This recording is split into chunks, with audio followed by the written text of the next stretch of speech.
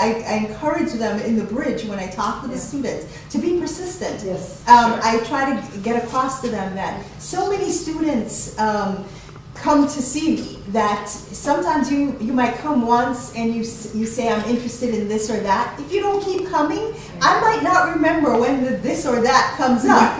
I might not remember you. Keep coming. You know, I encourage them to nag me because that's the ones who nagged me are the ones who were most successful.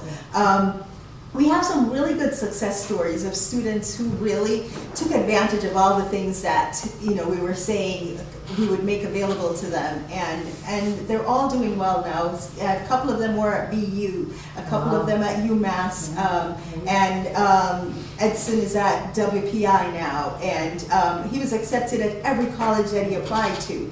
And they had good resumes, they had awesome resumes because they kept working at it. They met with me time after time and developed it, and I showed them how to use the things that they were doing here in school to help build a good resume. So what that you didn't have a job in, you know, in what you worked in, but what have you done here at school? How are you involved, and how can we use that to build that resume that's going to help get you where you want to go?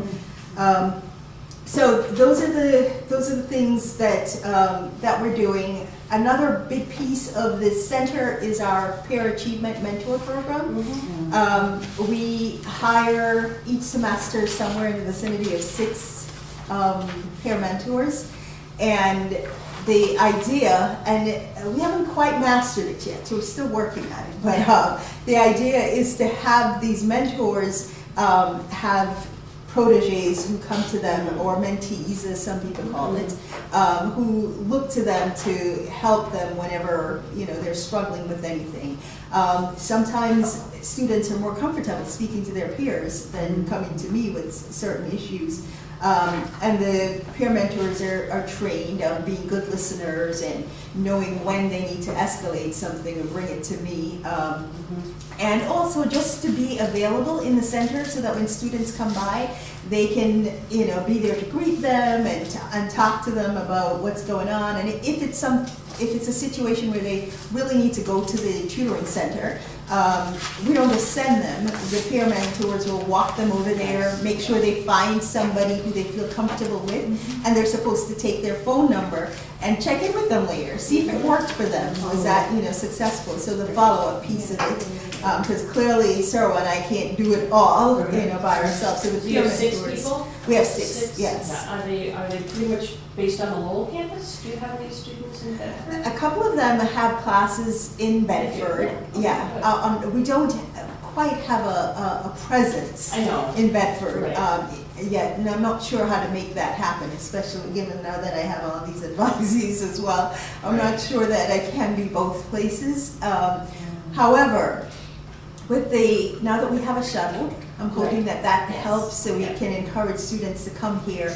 We do try to do some things in Bedford. Like the next resume workshop is a Bedford one, so we're doing that, and hopefully next semester I'll have even more things that are going to happen in Bedford.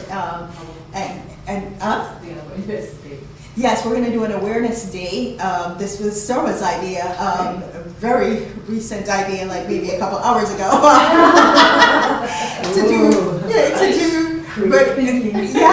yes, and I really appreciate that she did that, because we have to do. We're constantly evolving, you know. So we're going to do an awareness day in Bedford so that students will know that these services exist and the Pathway Center exists, and that we are sometimes doing events right there in Bedford, or they can take the shuttle over to take advantage of